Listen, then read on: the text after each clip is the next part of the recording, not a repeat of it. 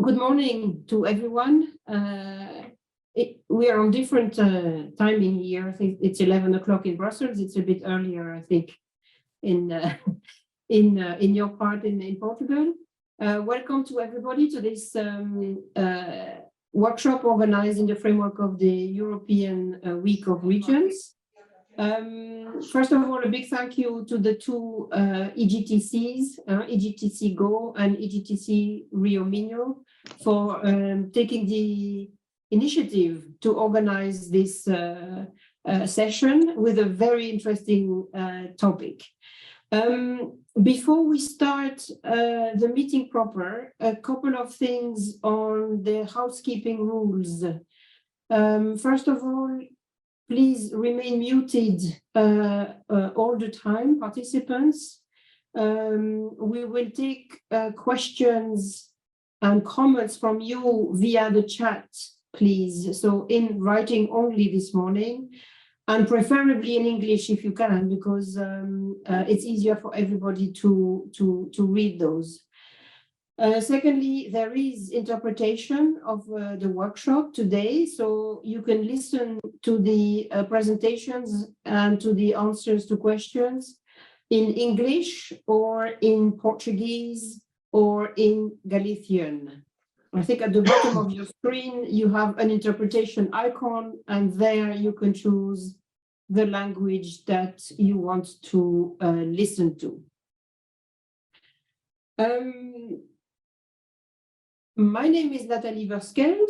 I work in the European Commission in DG Regional and Urban Policy, and more specifically in the unit responsible for cross-border cooperation along all internal borders of the EU. And for those of you who follow a little bit cohesion policy, this translates in a large number of Interreg cross-border cooperation programs. I'm sure that many of you will be familiar with that. And besides the funding instrument that Interreg is, our unit is also looking at policy elements of living, working, studying in cross-border regions. And we have set up a border focal point in our unit, looking at a variety of topics that are, let's say, a little bit more difficult in the border region than they are in a non-border region, such as, for instance, employment, such as transportation, which is very often an issue, but also environmental management, energy, communities, etc., etc. So this is the unit where I come from, and I guess this is why I have been asked to moderate this workshop today. So the topic of our discussion will be border rivers, right? So border rivers, are they a break in territorial continuity? Are they a gap? I mean, sometimes even a wall, I would say, in some areas that I have visited. Or are border rivers an opportunity and a connecting factor between two sides of the river, which happen to be also two different countries? So this is the question we are going to try and cover today. Wikipedia tells us that there are many border rivers in Europe. According to the page, okay, Wikipedia is not necessarily always 100% bulletproof, but in this case, it lists 51 rivers in Europe, which are border rivers, so which separate two countries. Of course, we know a few very, very well. I certainly have worked a lot, for instance, on the Danube, which crosses many countries and therefore represents the border between many countries in the EU. The Rhine River, of course, very well known, Meuse, Moselle, we have the Elbe in Germany, and then in the Western Balkan or in Southeast Europe, Sava, Mura, Drava. I mean, there's a lot of rivers there which constitute borders. You also then have a few on your side with Miño and for instance, Douro, but not only, there are more rivers than that. So this is not a marginal phenomenon. It's not affecting just one or two member states or neighboring countries. It's actually present in very, very many of our European countries. So without further ado, I will give the floor first to the two European grouping of territorial cooperation, so EGTCs, both of which work in a cross-border area that is separated partly by a river. And then we will take questions after the presentations by the two EGTCs. And in the second part of the meeting, we will listen to two honorable members of the European Parliament who are going to look at the contribution that cross-border rivers make to territorial cohesion in the second part. And we will take questions from the MEPs, of course, after their intervention. Okay, so let me first give the floor to Romina. Romina from the EGTC GO, which is a very active cross-border cooperation structure, which is based in the Italian-Slovenian border with actually a twin city separated by an administrative border between the two countries. I guess, Romina, you will introduce a little bit where you come from, and you will tell us a lot about what you do in the EGTC GO in Gorica, Nova Gorica. Romina, you have 10 minutes or so to present the role of the River Socha in your cooperation between Italy and Slovenia. Thank you, Natalie, and good morning to everybody. I will use a PowerPoint presentation to show you and give you some information about our EGTC GO and our experience along the river Isonzo Socha, which is actually at the basis of our discussion of this morning. So I will share my screen right now, and let's hope that everything will work. Just a second. Do you see the screen? Can you confirm me? Yes, we do. Yes. Can you put it in full presentation? Yes, I will. Okay. So,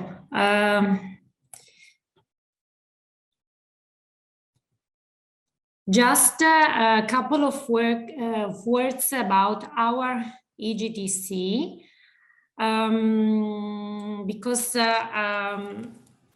we are a little, let's say, particular in the EGTC family, as for those who didn't know about us, the EGTC GO is founded by 3 municipalities from 2 countries, as to say Gorizia in Italy, Nova Gorizia and Šempeter-Vertojba in Slovenia. We were founded already in 2011 because the 3 municipalities actually decided to share their strategy of cross-border development, and they identify in the EGTC the proper instrument, the proper body to be in charge of the development of this cross-border strategy. So what are the main tools that we have at our disposal? Through our, I don't know why the presentation, it doesn't go. Okay, let me, so, okay. The instrument, the tool that we, the main tool we have at our disposal is, at least from our direct experience, is the ITI, so the Integrated Territorial Investment.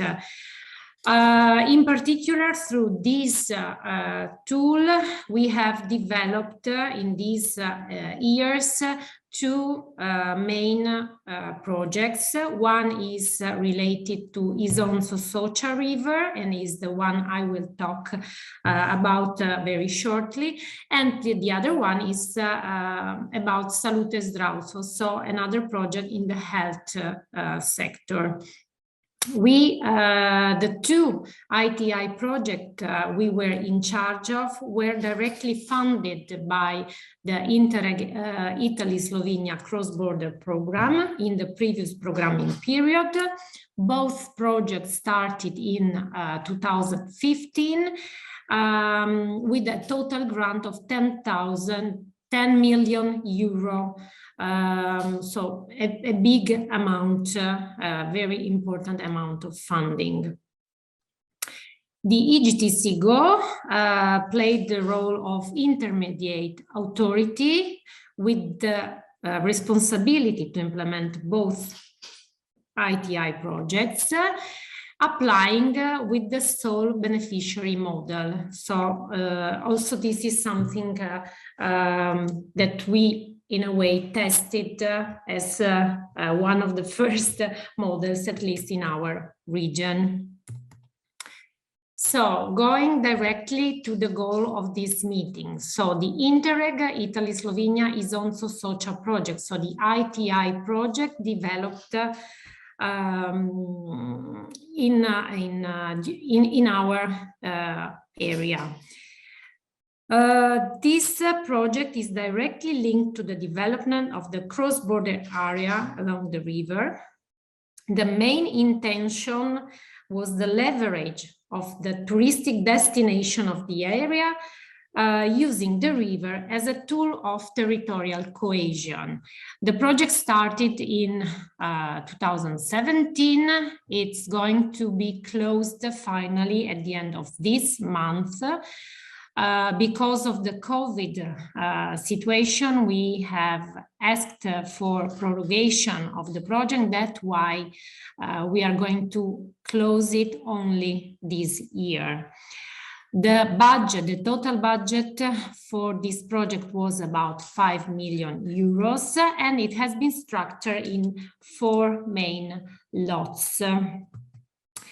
The first one was the so-called Camp Vertoiba, which was meant to create a recreational area for camper vans with all the needed services and utilities. It's an area about more than 1,200 square meters, and this has been already completed, as you can see from the pictures reported on the screen.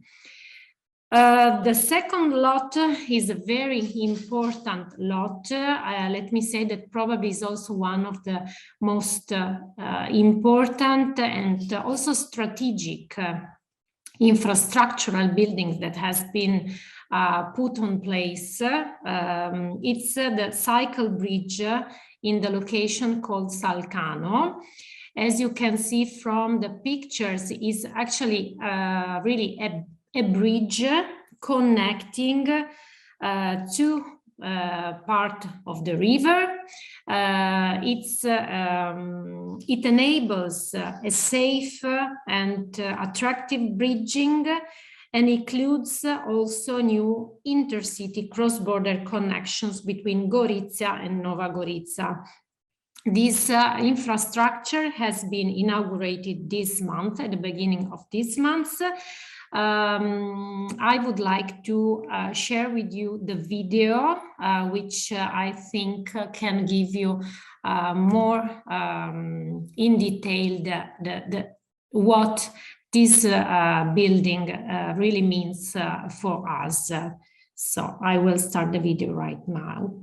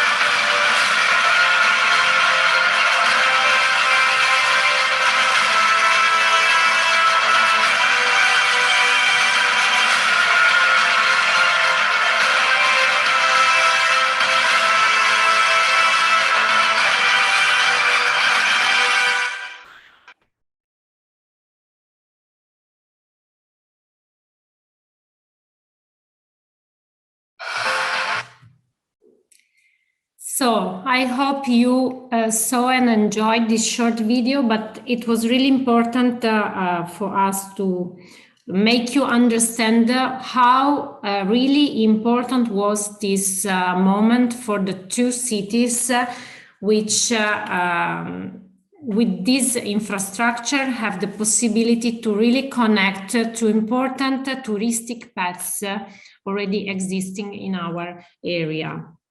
So coming back to the project, then lot 3 was meant instead to build up, realize actually cycle and pedestrian paths along the state border, and lot 4 cycle paths along the Isonzo River.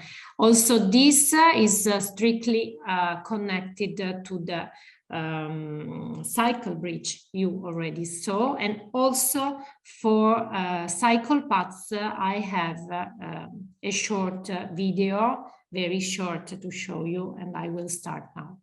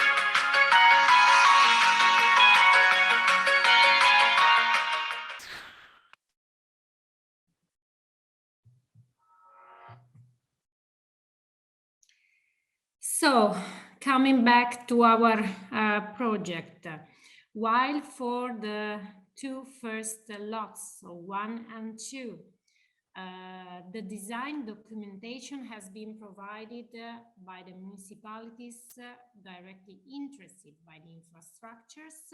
In the case of lot 3 and 4, so to say the cycle paths, the entire process has been handled by the EGTC GO.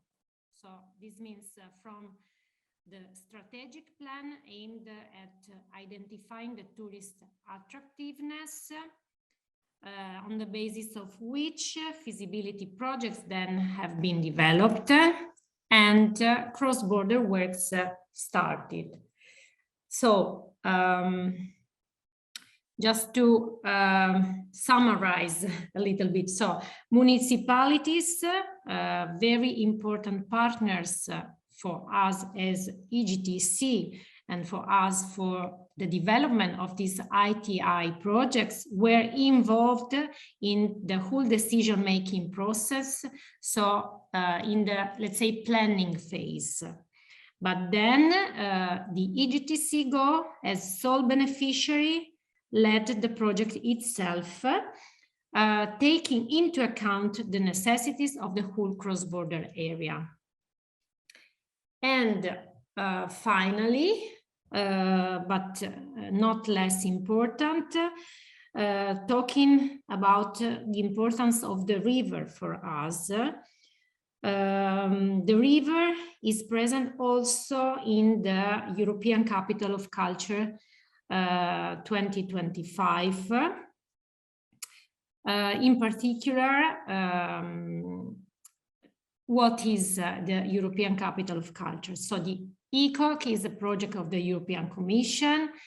Every year, 2 European capitals are nominated. For 2025, have been nominated Nova Gorica Gorizia as first cross-border European Capital of Culture, and for Germany, Chemnitz. So we, as EGTC GO, are directly involved as partner of the European Capital of Culture 2025, Nova Gorica Gorizia. And why I'm mentioning this? Because the river is present also in the candidature as a main symbol of our 2 cities, is present in the logo and the graphic, in particular in the color of the logo and of the whole graphics. So the blue of the river is very typical, this light blue, and is also to underline again how this river is the confirmation of the fact that our Isonzo Socha River is an important symbol of the territory of both sides of the border, from a historical point of view, cultural, but now, as I show you through the projects also we have developed, also from a very touristic point of view. In the years, it has become a place to go and visit, to experience different river sports, giving also visibility and importance to the small villages along the river. So from Slovenia to Italy along the whole river path. So yes, very shortly, I hope that in this short time was able to give you at least some first information about the things we did concerning this area, concerning the importance of the river as point of connection and also point of development of 2 cities, which are not only separated physically by the river, but are also connected by the river itself. So I will stop now if it's okay. Yes. Thank you, Romina. Yes, it's okay to stop now because we have to, of course, give the floor to the other speakers, and then we can, of course, come back to you through questions or comments after the next presentation. But a good example, of course, indeed, of how the river has gone from being a separating factor to a unifying, connecting factor. Let's not forget, for those in the room who are not so familiar with the area, that the city has been split for many decades after the Second World War. This is actually where the Iron Curtain actually passed. So I think we can only be proud of your work, Romina, and emotional when we see how far we have gone in the last few decades. So before we then open to questions, we will first listen to Uxío. I'm not sure this is how to pronounce your name. I'm very sorry, Uxío. You are the director of the other EGTC behind this event, the Rio Minho EGTC. Please, Uxío, would you take the floor for about 10 minutes to tell us how you have approached the role of the river in your area, and then we will take questions from people. The floor is yours, Uxío.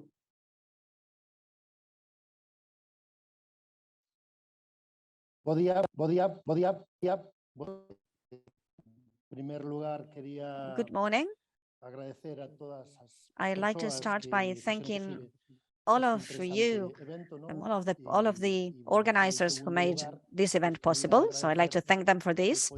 And then I'd also like to thank all of you for allowing me to express myself in the language that my mom and dad showed me. It's as European as any other language. It's the Galician language. And for me, this is a symbol of democracy that I can speak in my own language. So thank you. I'd like to say hello to Natalie as well. I don't know if you remember, but we met once in Brussels. We were there representing our EGCT. And also, I'd like to say hello to Romina because we met in Gorizia, Nova Gorica recently. So I invited you both to visit the River Minho. So you're indebted to me, I have to say. So having said this, I'd like to present to you what we are doing in our EGCT, River Minho. And I would like to also, if you'd allow me, let's see if I can share my screen. I don't know if you can see it properly. I imagine you can. Okay, perfect. So I think that some of the issues that Natalie put on the table are very interesting. Your question about whether rivers are an empty space or a driver for new opportunities. For those of us who were born here, who've lived here always, rivers have always been a space bringing us together, not separating us. And that's how we've always seen our river from our EGTC, Rio Minho. Before the grouping was created, we had already worked for a certain time to define this territory, a territory we understood had some unity, some coherence and cohesion. That's the territory that defines or marks a geographical phenomenon such as that represented by a river, the River Minho in this case, in this cross-border region that separates Galicia in the northwest of Spain and Portugal. This river, the River Minho, generates identity to both sides of the river. It thus shapes a common territory, which, well, if it is not more common, it's because it's been a frontier, a border for many years. So when we talk about, and what we decided when we had to define the scope, the area that was going to be encompassed by our grouping, well, we decided to look at this territory you see in the slide, these municipalities to both sides of the River Minho. We're talking of nearly 400,000 inhabitants, a number of inhabitants that represents that, well, that space, that border space between Spain and Portugal, which represents 5% of our borders, but represents 50% of the passage of people and vehicles crossing by the different frontier passages. So we're talking of an area, a territory that's hugely dynamic from a social and economic viewpoint. And there are many, many cross-border workers in this area, more than 14,000 cross-border workers that we have identified, workers living on one side of the river and working on the other. And this is also a territory, the River Minho, that should not be seen as the end to anything, as we have always been explained when we were shown maps throughout the times where there was a blank space to the other side of the river. It's not that. It's the center of a region and of two main cities such as Vigo and Porto, as you can see in the map. This strategic situation is something we've identified, and it's been identified years ago. We've been working to recover all of this cross-border work and connections for many years. We have a common linguistic, archaeological, cultural heritage. We have two brother languages. We understand each other very well in opposition to what happens in other borders. We have many protected natural areas, part of the Natura 2000 network, a space protected by the EU. We have a dynamic border, the most populated one between Spain and Portugal, as I said before. We have lots of common landscape, marking and defining this river with endogenous resources, fishing, agricultural, tourism resources. So this creates a huge potential that we want to develop with our grouping. There's a long history of cooperation in this area. These are the different projects that we have been involved with. There are many entities behind them, both the EGTC Rio Minho that had not been created when the first PopTech call was launched. And there are these ones and many others. All of them were created within the PopTech 2014-2020 strategy programming. Our EGTC is one that's brought or formed up by the provincial government of Pontevedra and the Team Alto Miño, the intermunicipal community in the high part of the River Miño. These are the objectives that we have. I'm not going to explain them in detail. And well, as I said before, we're talking of 26 municipalities across Portugal and Galicia, with 3,312 square kilometers of in terms of surface. And what is the first thing we did when we had to define the strategy for this cross-border? Well, we decided to have a program that involved all of the local stakeholders. We're not a cooperation entity that's only working at a local level. We also offer support. We offer support to all of the urban cooperation entities that exist throughout our cities, and we work in terms of local cooperation above all. So our strategy was conducted using different participation strategies with a scientific team behind us that involved all of the universities in this Euro region, Galicia, north of Portugal. All of the public universities were involved. And these were the stages we used: collection of information, diagnosis, objectives. We put forward several proposals, and then we opted for a strategy that was approved by the consultancy board of our EGTC with 5 strategic axes, all of these proposals, strategic actions, and so on. The main driver behind our strategy is the River Minho. That's our central vector for development, the one that gives us all of our potential. It's basically formed up of these main axes: governance and joint services for the different entities, cities, and urban cooperation organizations that we have. Sustainable and responsible tourism. We bet on our brand hugely. It's a cross-border destination for us. We have a huge cross-border culture as well. We opt for sustainable mobility as well, and we are based on sustainability and innovative mobility. Our strategy was approved some years ago, and we are now working to develop all of the projects that were funded in the previous in previous calls. And these are some of the examples of what we do and what we bring into the strategy axis. We have this Red del Lab Miño program. The idea is to create a network with the 3 cities that exist in our territory.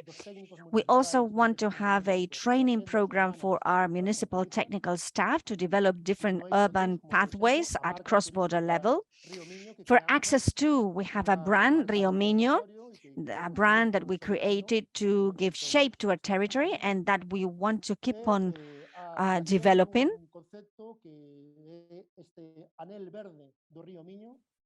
We have this concept of this green ring along the River Minho.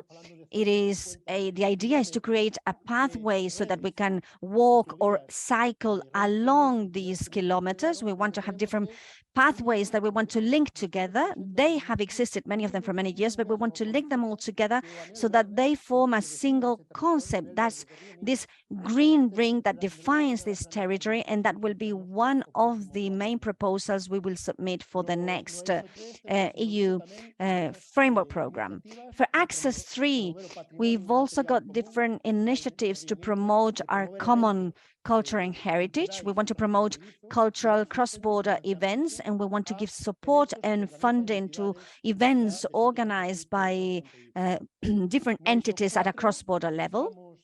As for Strand or Access 4, we're launching a pilot project based on the previous on previous calls. The idea is to bring together the different Euro cities that exist in the area by having an electric bicycle network so that we can share those e-bikes This is one of the action lines that we extracted from a mobility plan we produced. And what else? For Strand 5, Sustainability and Innovative Economy, what we are doing at this level is we want to have a cross-border dynamics observatory. Our idea is to identify different dynamics for economic issues, for entrepreneurial issues, to have a sort of forum to bring people from one side and the other into contact. And I wanted to finish with what I think is more relevant behind all this, and also with a final remark or comment. It's fine to say we're doing things lovely and hugely well, but it's important to make a final remark or comment about the problem that borders actually represent. We in the River Minho, the border defined by this river, as I say, we have many problems along the river. For example, there are different criteria when it comes to management.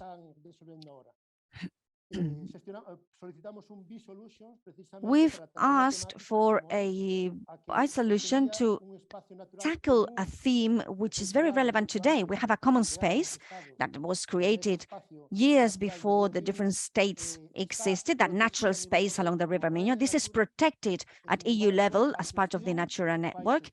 But when it comes to management, this is conducted differently by regional authorities that are totally different. And there's no contact between them. So we've looked for best solutions, and it was the first time that all of the agents and stakeholders were sat around a table. Our society doesn't understand that we have different intervention criteria on one side and the other, because our society understands that this is one single space.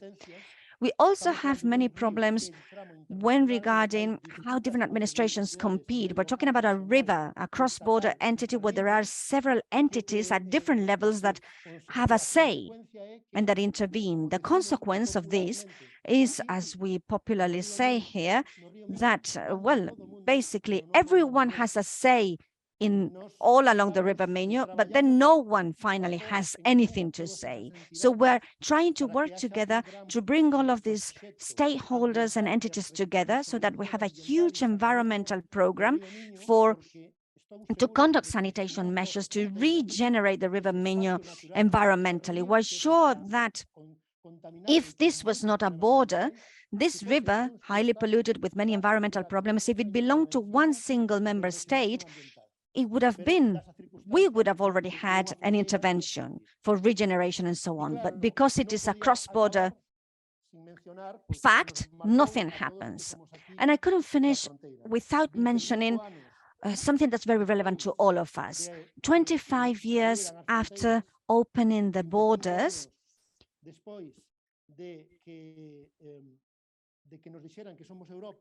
25 years after we were told that we are Europe,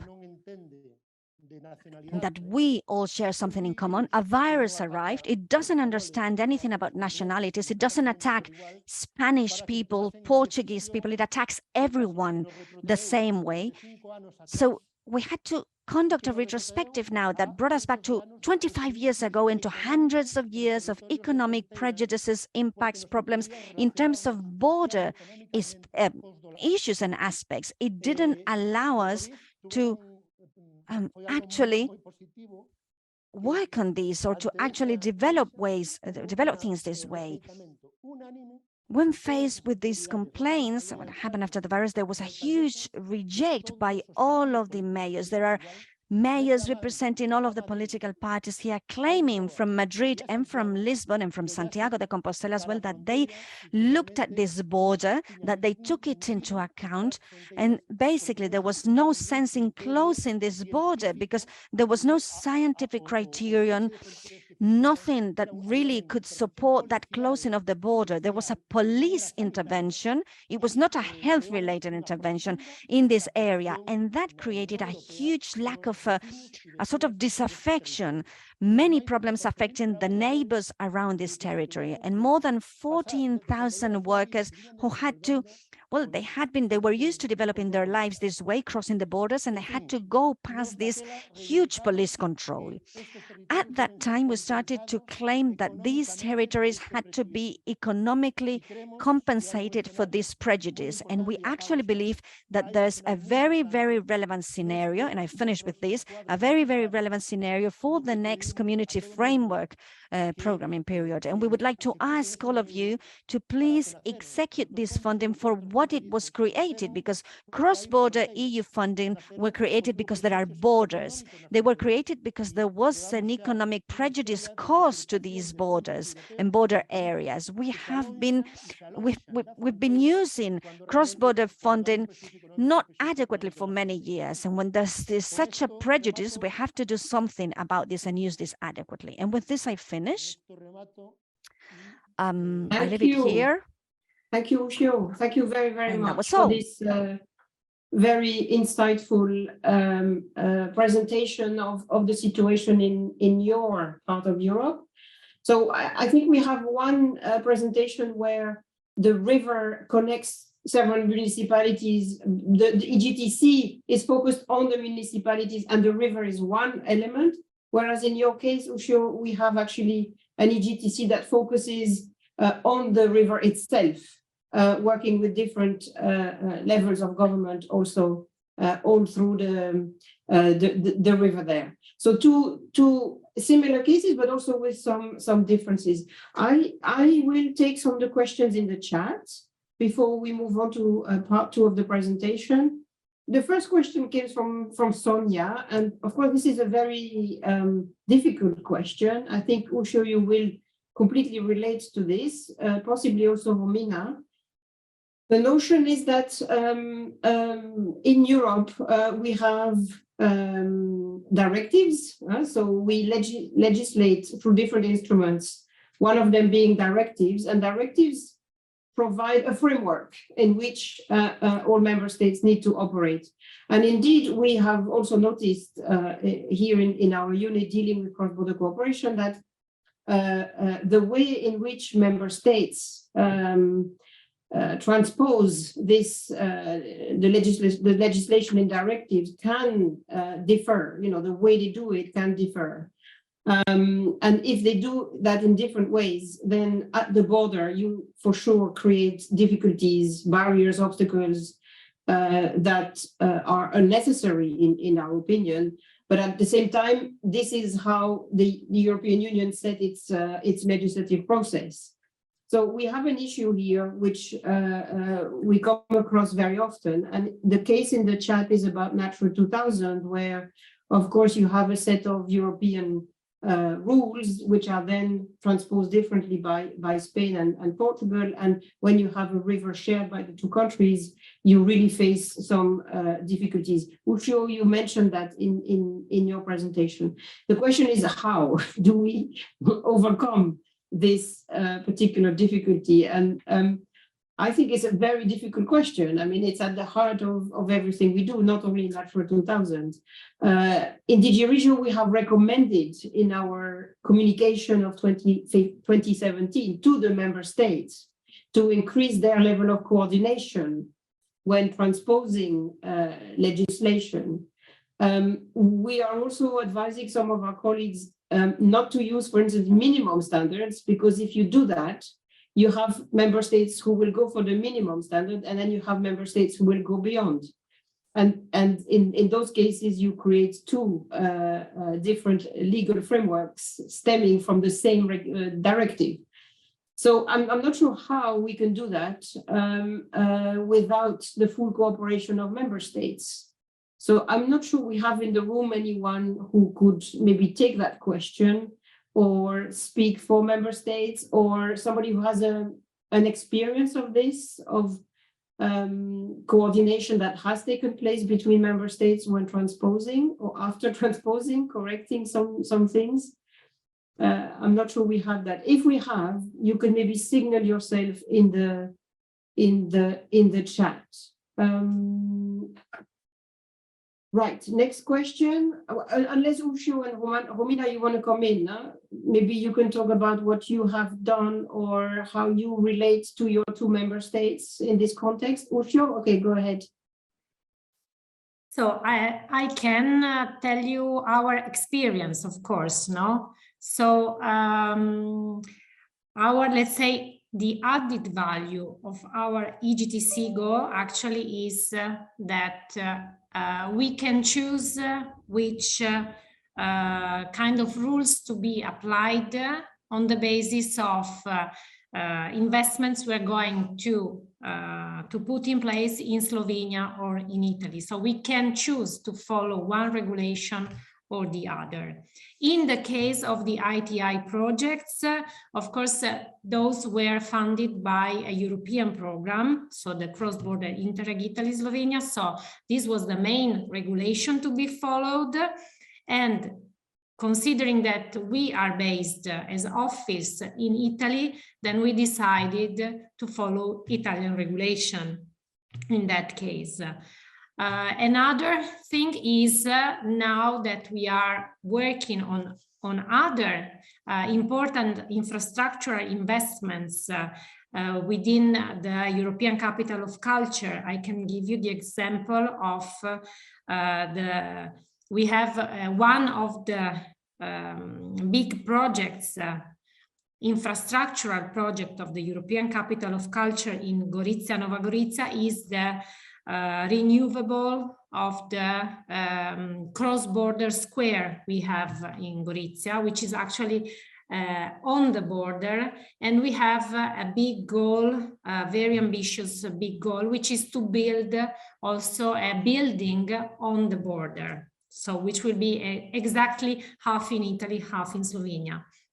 Here, problems are really on the table and are still under discussion, how to, in a way, skip, actually it's not a way, not skip, but find the way to overcome the regulation and legislative problems, because in some cases really differ from one state and another. And so to say it's really difficult, probably it's something that we cannot solve alone. Neither our municipality is something that has to be put on another level, so of state, and probably also of Europe.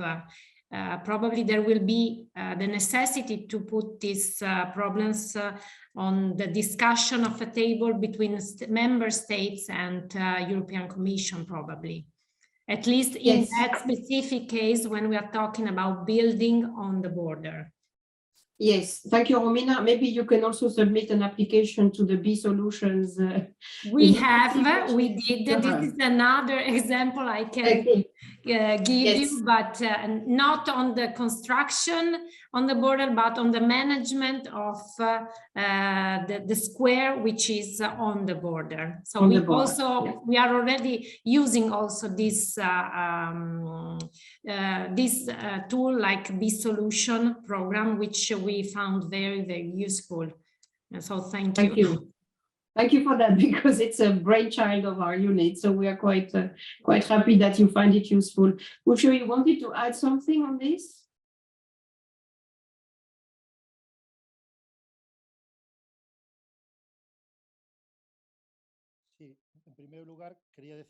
Yes, first of all, I'd like to say that if Romina manages to build a building in between both countries, she will be a minister in the future, undoubtedly. That's really, really complex.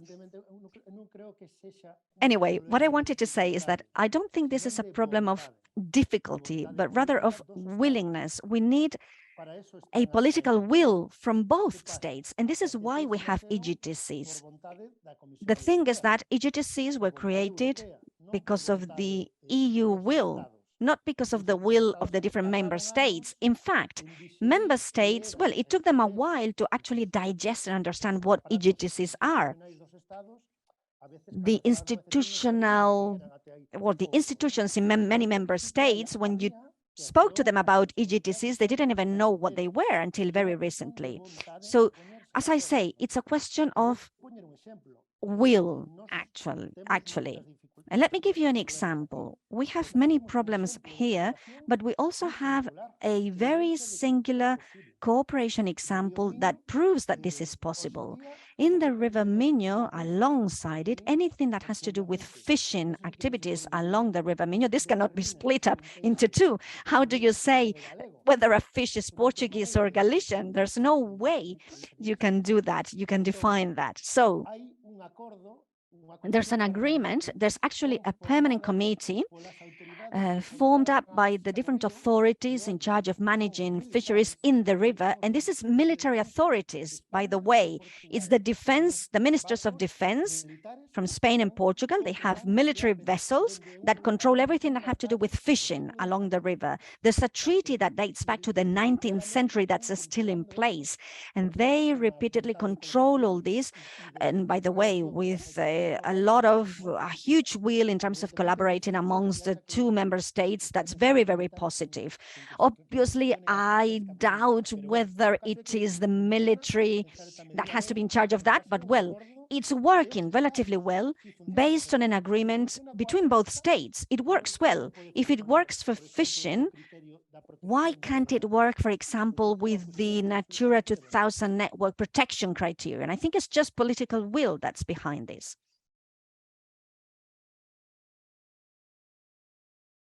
Thank you very much for that, Uxío. And indeed, we can question whether it makes sense to have the Ministry of Defense involved in this, but also you said it works. So the question is whether we should break something that works or put in danger something that works well. So thank you very much to both of you for the answers. I see that time is passing. So there is a question for you, Romina, on the ITI and how you managed to actually, manage the EU funds, the 10 million euro. But we can maybe come back to that a little bit later, as it's quite a specific question on Interreg. We can also help, of course, with the answer in my unit. But I suggest that we move to part 2, because we also have a question and answer session after that. And there is an opportunity for you to continue to submit your questions and your reflections in the chat.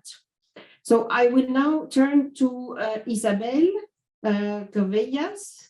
Yes, I see you there, Isabel, very nice. Welcome also to you in this meeting. So you are a member of the European Parliament, and you will take about 10 minutes now to look at the importance of using the endogenous resources, such as rivers, as we speak about today, to promote cohesion. So Isabel, you have 10 minutes now, and then we will turn to Matthias. Thank you, Natalie, and good morning to you all. I would like to begin by saluting the organizers for this event, and also to thank in particular to the European Grouping of Territorial Cooperation of Rio Minho for this kind invitation to join you. Fortunately, Internet exists for many things, but also to connect people when physically unable to meet each other. And I can't help on this occasion to see a clear parallel between Internet and rivers, because they both accomplish the mission of connecting people, of bridging not only territories, people and commodities, but also ideas and values and cultures. And at the same time, rivers are also natural borders. And as any other natural border, they have also been subjected to the language of territorial disputes, of land identity, and so forth. And today, at least in the European context, let's not forget this, borders are crossable and have become a link of approximation and integration. I underline, at least in the EU, this is a case, because if we look beyond the EU, we will immediately give and see a reality that is completely different. And we still see how borders across the globe still mean separation, distance, fear, and misrepresentation. Now, returning to the European context, for instance, the Convention on the Protection and Use of Transboundary Watercourses and International Lakes that Portugal has signed in 1992 is a diploma whose importance for our discussion, I think we should underline, because it stands precisely for what we here believe should be and must be the ultimate meaning of any river as a natural border between countries. It is based on the principle that cooperation between neighboring states in transboundary watercourses contributes to peace, to security, and to sustainable water management. And it's obviously not just water management, but also the sustainable management of other resources. Now, if we look, for instance, at the Article 174 of the Treaty on the Functioning of the European Union, we see that the goal of the Union is precisely to achieve economic, social, and territorial cohesion, aiming at the balanced development of all EU regions, including cross-border relations. So to promote a balanced territorial development between and within countries, regions, and cities and municipalities, as well as ensuring a future for all places and all people in Europe, is the biggest aspiration of this European project. And these are precisely the values that sustain the Convention on the Protection and Use of Transboundary Watercourses and International Lakes. If it is also within the spirit of this Article 174 that, for instance, we understand the true meaning of the cohesion policy, which is, as we all know here, a EU policy devoted to facilitate the context that may help states and regions to concretize territorial cohesion. And in this regard, for instance, the Interreg, the European Territorial Cooperation Interreg program, so to speak, is of paramount relevance to allow countries and regions to jointly tackle common challenges and to find shared solutions in many diverse fields as health, environment, education, research, transport, sustainable energy. And the Interreg, as we know here, is organized under multiple strands: across border, transnational, interregional, and outermost regions cooperation. And for instance, one of the main funding sources that states can choose to support the Territorial Agenda 2030 is the Interreg. And speaking of the Territorial Agenda 2030, let me recall that according to it, and I quote, natural and cultural heritage are local and regional development assets that offer unique opportunities for development and high quality living environments. So what is important to realize is that the sustainable and effective use of cross-border resources can also contribute, and indeed it contributes deeply, for the releasing of local endogenous potentialities. Quite often, we know that there are no physical borders between communities, at least not in the terms they existed 100 years ago, when crossing a river or crossing a mountain would be technically more challenging. What we see, and I could hear this today also during this morning, what still exists is the burden of conventional borders, meaning that often borders stand for diverging legal frames, diverging political and administrative systems, diverging political wills, and this can lead to the undermining of local endogenous potentialities on both sides of the borders due to the lack of a common strategy in the use of cross-border resources. Over the years, territorial cooperation in the EU has tried precisely to overcome these possible obstacles by helping cross-border regions to find common ground to make better use of funding and to promote their capabilities with endogenous resources they share and to address common challenges that they may have. The Interreg programs, I underline once again, have been fundamental, I think, in this regard to promote synergies and the exchange of good practices mainstreaming the EU cohesion policy funding and facilitating stable approaches on the cooperation between regions. Of course, we still see many legal and administrative obstacles between member states and also political obstacles across Europe that ultimately impact negatively on the best results they could get from cooperation beyond borders. This is not something that the EU could solve. It's something that member states must solve among themselves, between themselves. But we need to look also at the positive examples and to search for ways of improving them. And Portugal and Spain, despite all the difficulties, they share, as you all know, various cross-border resources, including a vast net composed by the main Iberian rivers. We're talking about Minho, Douro, Tejo, Guadiana, and all together they correspond to the majority of the water resources of the Iberian Peninsula. So due to rivers' outstanding relevance, of course, the two countries have a long history of partnerships and treaties dedicated to their common management. Now, let me just look a little bit to the River Minho, because the River Minho area, the cross-border area of the River Minho in the north of Portugal, is of particular relevance, I think, because it is simply the most densely populated region of the entire Spanish-Portuguese border. So whatever we do or we don't do through cross-border cooperation for the sake of local, social, economic, territorial cohesion will impact on the quality of life of millions of inhabitants on both margins. Mobility in the cross-border area of Minho is mainly carried out by land transport on private vehicles, cars and trucks and so forth, which I must say it's not a very good trend from an environmental perspective. And this reveals that there is still a lot to be done, and I'm sure it will be accomplished in the future, also in terms of cross-border public transport. Of course, something has been done, but still there is a lot to be done.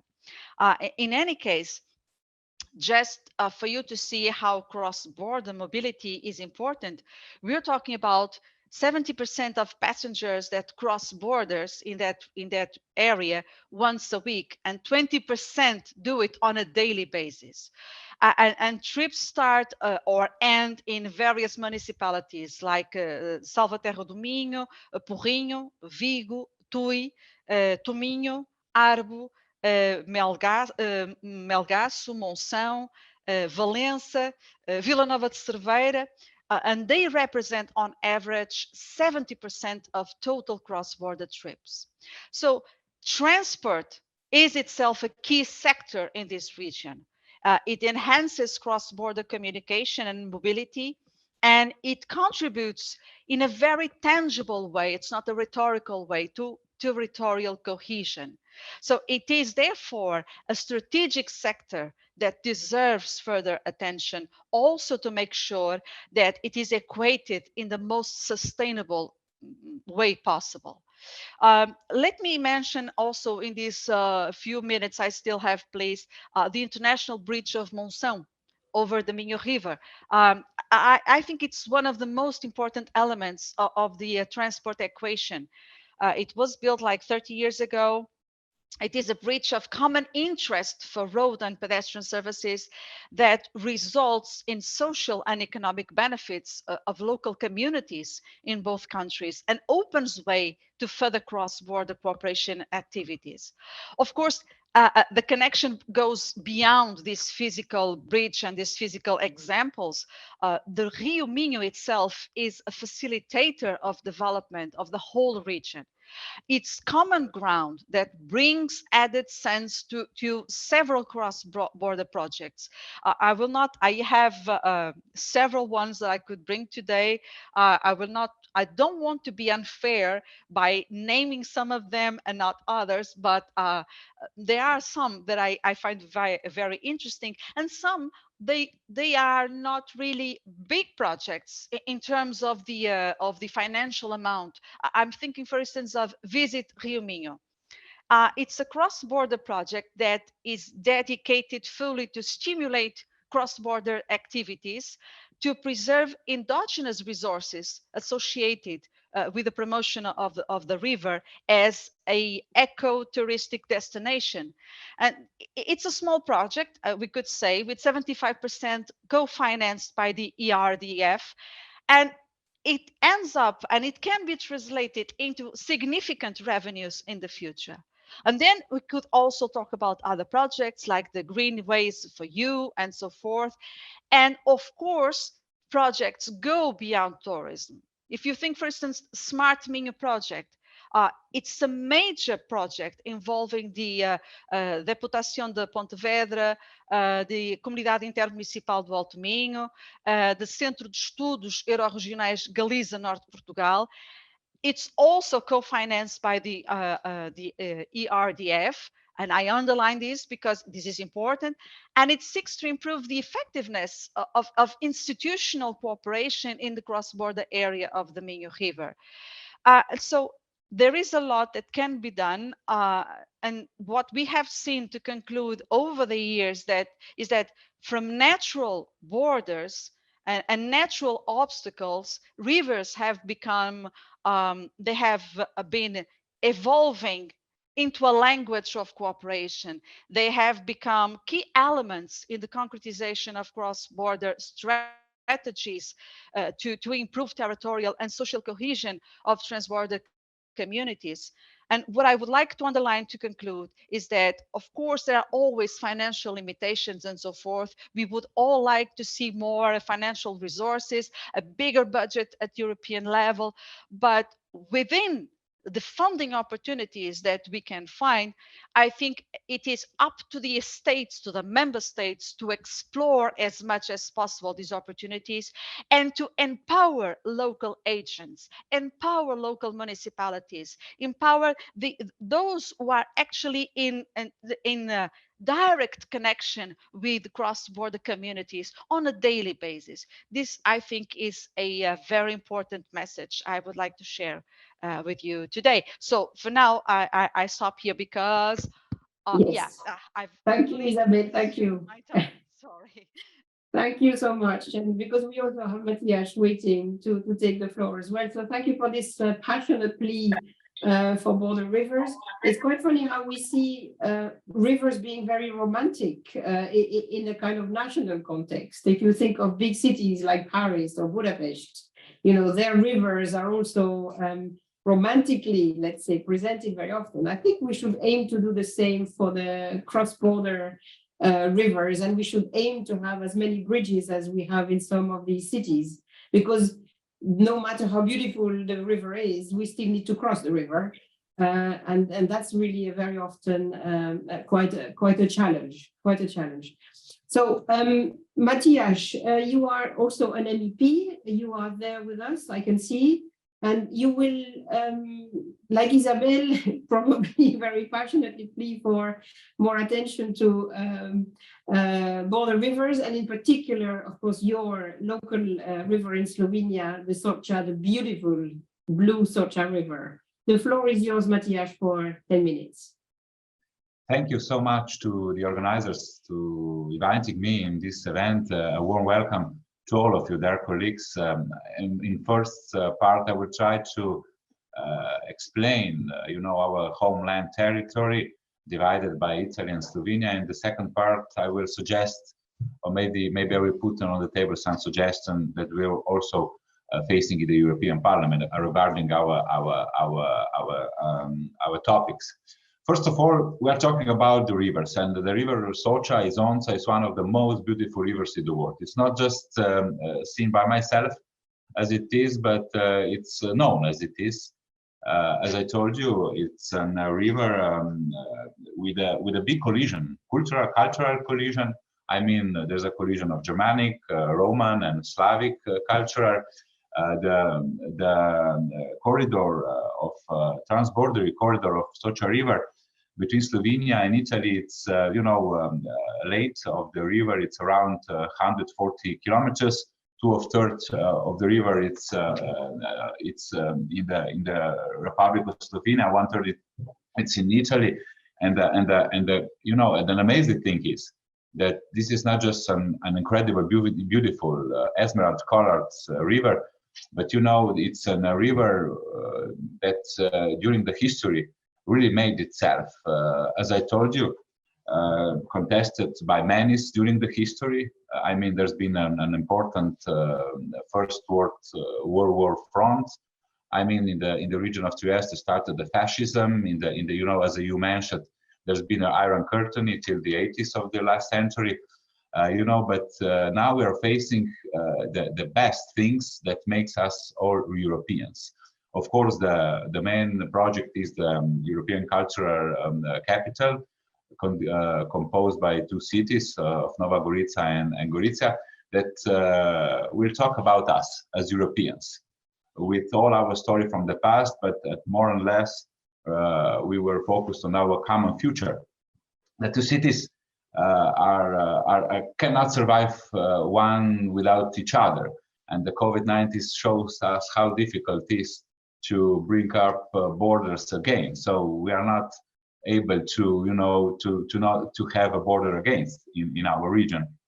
But you know, the important thing is that there's also, you know, a connection between Vienna, I mean, between Austria and Adriatic Sea, because there's an important railway station called Bohin Railway going through the corridor of the Socha River.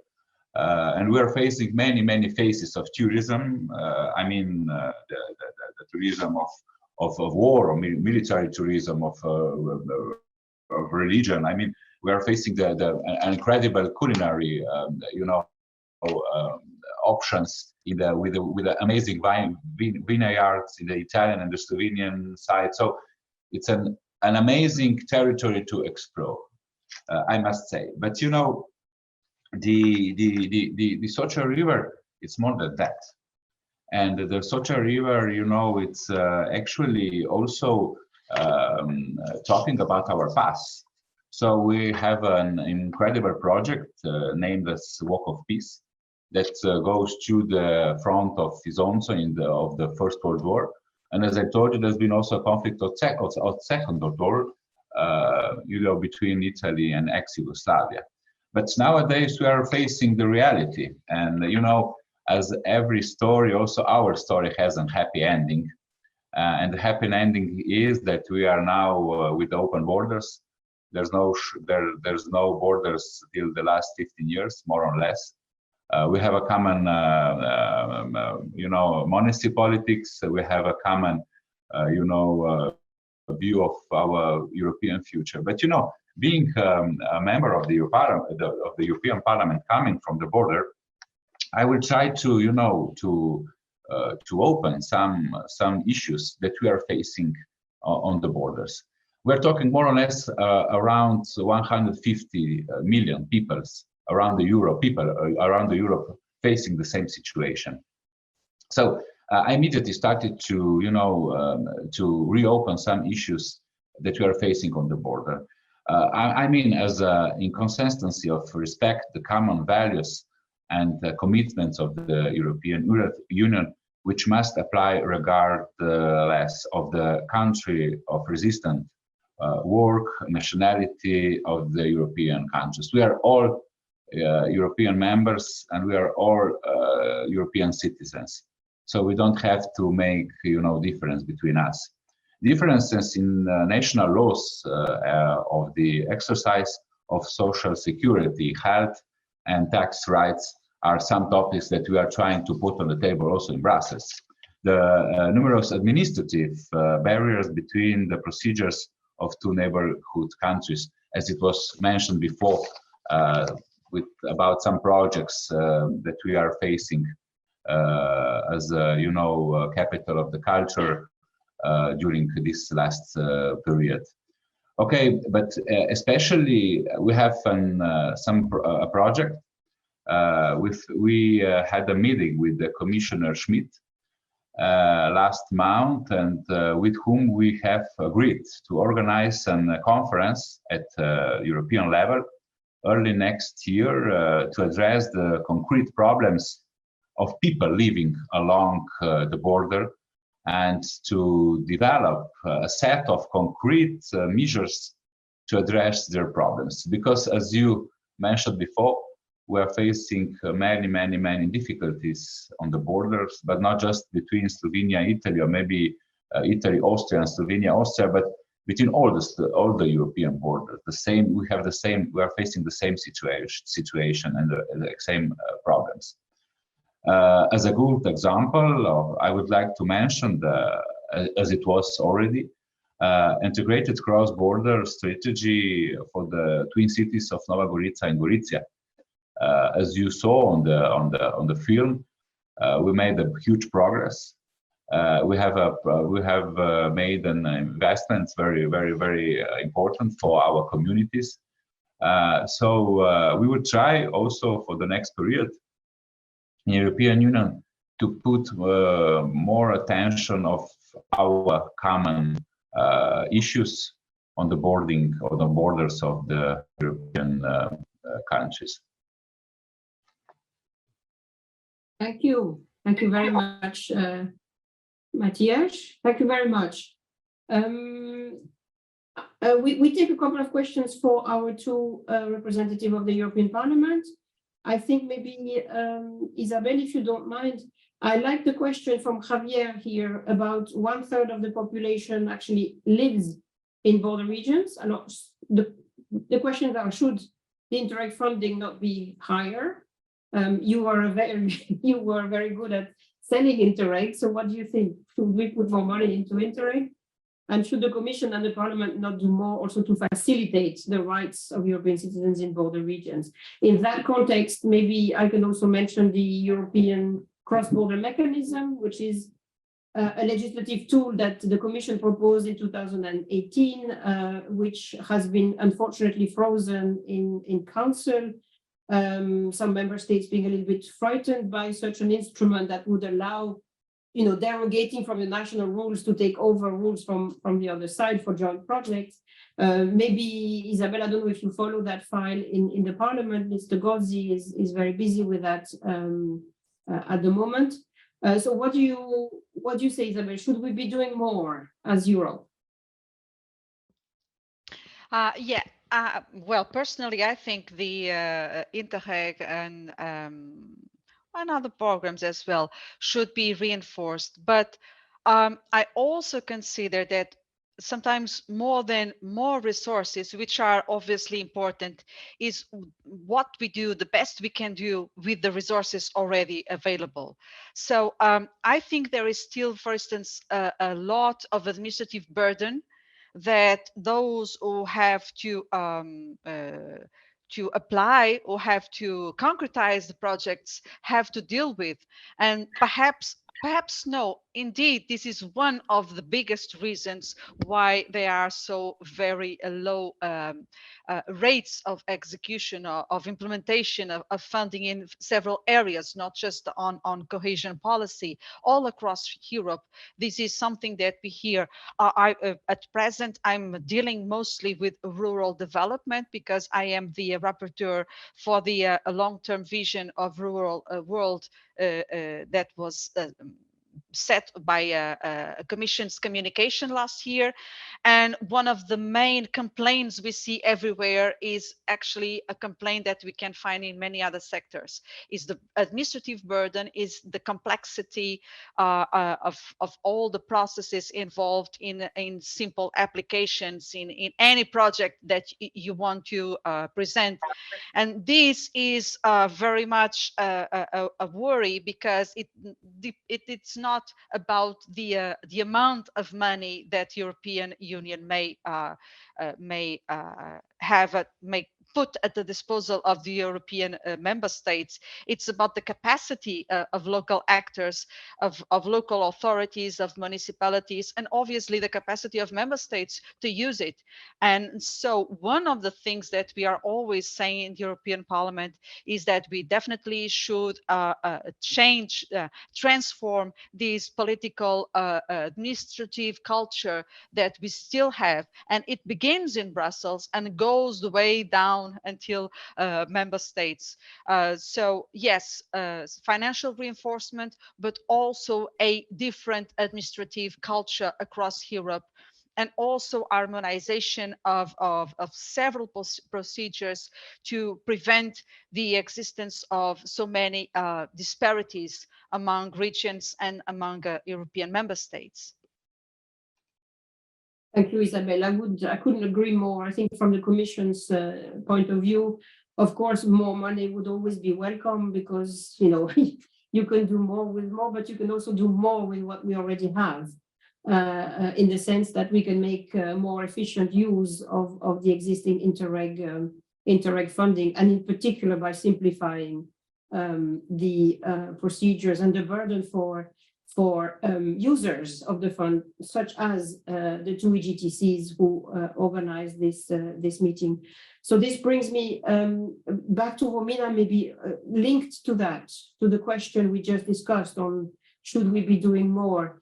What is your view on that in terms of the Interreg funding that you have in Italy, Slovenia, and the ITI? There was a question earlier in the chat on that. Does that work? What should we change to make it even more efficient as far as you're concerned? Because you're the only ones in Europe, actually, who are spending this who are using this ITI tool, and spending money through integrated territorial development. So what is your take on that, Romina? 2-3 minutes, okay? Yes, thank you for the question. Yes, the ITI tool from our direct point of view is actually something that still, it's a good tool, just to simplify the answer. It's a good tool. It can have really a good impact on the territory, but it's really important that there is at the basis of the project an understanding, a strategy with the involved municipalities. It's, I mean, EGTC is a tool itself.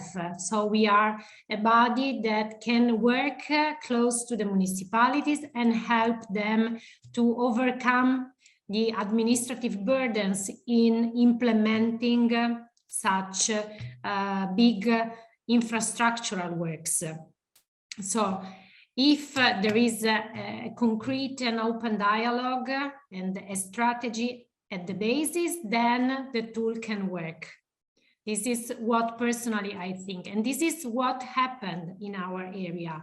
The municipalities together decided, if I think on Gorizia and Nova Gorica, actually, they together decided how they want to develop and work together in the cross-border area. As it has been mentioned before by Mr. Nemetz, the two cities, Gorizia and Nova Gorica, cannot live anymore one without the other. So if once this is clear, then they, of course, can also decide what they want to do together, decide a strategy, and we as implementing body can implement in a very practical and good way also the ITI tool. Because it's not only a matter of implementing a project at the end. It's because we know the administrative burdens are very high still, and but if you have a clear basis and also a political level supporting this, then you can manage it, because you go beyond the difficulties from the administrative point of view. Well, thank you for this positive note, Romina. The burden is there, but what you are telling us is that provided there is the will to actually work together, then the tool can work. I think it's also something that Uxío mentioned in his intervention, that it all boils down to the will and the willingness, basically, even more than willingness to actually approach this together and to work jointly on cross-border cooperation, whether it is a river that separates the two countries, or whether you actually even share a space like you do in Gorica and Nova Gorica. I'm also quoting from the chat this interesting initiative from the Association of European Border Regions, which is announcing in the chat that they are creating a network connecting European and Latin American cross-border rivers, participation of Rio Minho and the Rhine and Guadiana. Maybe, I mean, Uxío, if you are involved in that, you want to say a couple of words, or do we simply leave this as information in the chat? Uxío, you want to comment on this network or not really? Not really, okay. But what I wanted to say that I think it's very important to learn from each other. And this is also one of the very big strengths of the European project, is that we talk to each other, we exchange experience, we learn from each other, like we are doing actually this morning, but also beyond workshops. I think networks of similar situations is also something that is very, very helpful, because although you might not be able to cut and paste solutions in other regions, you can get a lot of inspiration from what has been done elsewhere, and to get energized by good ideas that come from other parts of Europe. Uxío, did you raise your hand there? Yes? No? Yes, you did. Okay. A couple of minutes, because we have to close in 2 or 3 minutes. Yes, very quickly. I just wanted to say, with regard to this network, that a delegation from the Uruguay River is going to visit us. We're going to have a visit from representatives from Uruguay and Argentina. They're going to visit us at the River Minho at the end of this month. I just wanted to say that. And also a question, if it's possible, for Isabel with regard to this, or perhaps for you, Natalie, with regard to this Interreg funding. Are you aware of the fact that the POPTEC recommendation manual that was produced by the European Commission, it recommended that the implementation scope was the NUTS 3, and in the end, what was approved by the states basically encompasses all of the regions, the autonomous communities in Spain. For us, this is a sort of, well, it's a problem, because in the end, we have regional entities which end up using this program for other purposes, not the purposes that the POPTEC was created for, which was solving and finishing with cross-border problems.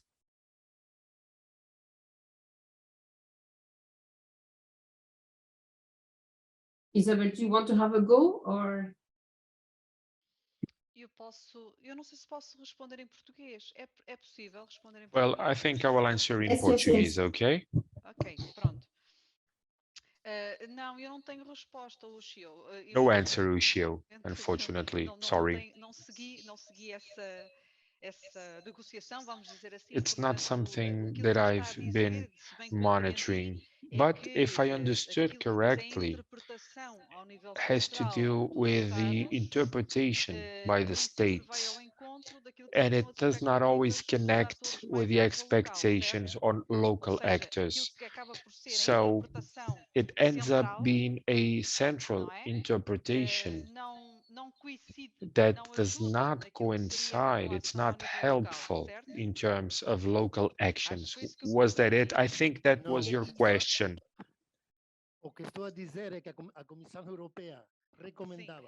What I'm saying is that Certo. the European Commission recommended the new stress for the River Minho, for the high area in Portugal, and everything that's said now is the European Commission is, well, working in all that's cross-borderly possible. Apart from the metropolitan area of Lisbon, the rest of Portugal is cross-border. And here we're talking about A Coruña, Lugo, Valladolid, Sevilla, all of that is cross-border. Yeah, it's like, it's what I was saying. It is a take from a center view. It's a central interpretation. It's national, not European. It doesn't go through the Commission. It doesn't go through the Parliament. Everything that has to do with local interpretation, and I do acknowledge your difficulty, but it does connect with what I was saying in my presentation before, which is how important it is to have a stronger, a clearer value of local actors. And that's one of the issues. Not everything is cross-border. Not everything is cross-border cooperation. Cross-border, that's the main word. But that is a definition. These are issues that have to do with policies that local agents must bring to the ministries, decisions, those who are the central interpreters of those initiatives. There are working groups formed by national and regional authorities. So these groups are not just national, are also regional, with the goal of designing the cross-border program. And I think that it's a job for all of us to verbalize, to vocalize those needs, because as I was saying, these working groups are not just made of national actors, those representing the cross-border dimension, the cross-border reality, must take on the responsibility of raising awareness, of sharing this take, this view. So it has nothing to do with decisions coming from the Parliament or actions of the Commission.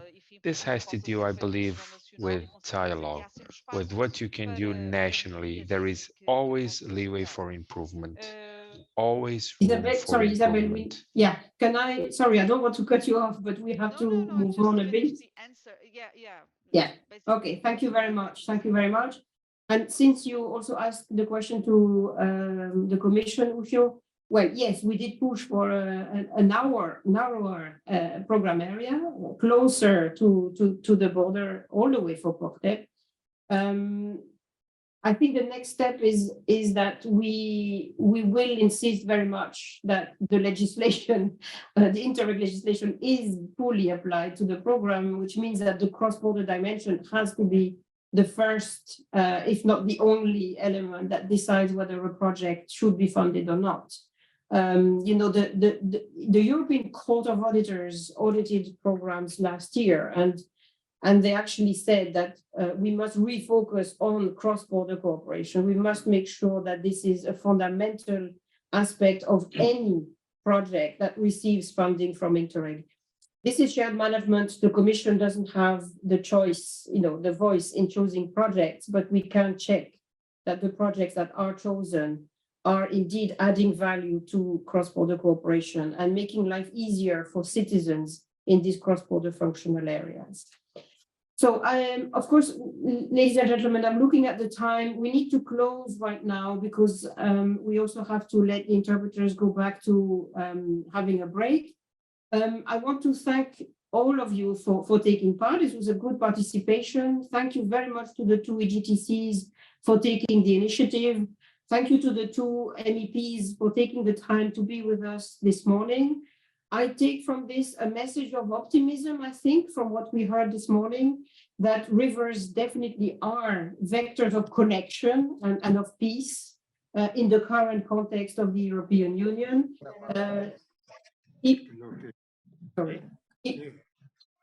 I'm hearing, okay, interfering noise. Somebody should mute. Javier? Javier, please mute.